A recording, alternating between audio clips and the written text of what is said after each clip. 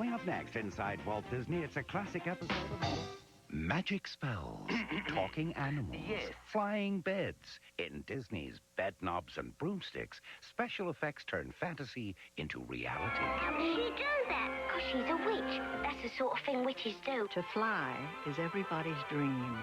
And to have that experience of being suspended and moving freely through the air is a lovely, lovely feeling.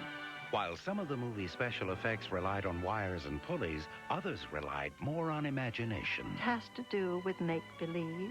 We have a volunteer referee. Live-action characters seamlessly interact with animated animals.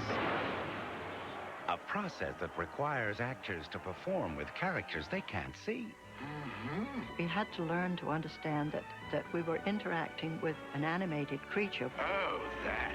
So your hand had to be in a certain position for him to put his hand in yours in the final print. But animated animals were nothing compared with a magical army. It takes you on an incredible journey. The flags going, suddenly things starting to rustle, and the bustle of the army suddenly coming alive. But it took an army of another kind to transform a Burbank soundstage into a ghostly battlefield. Full marks to everybody who put the movie back together. The result?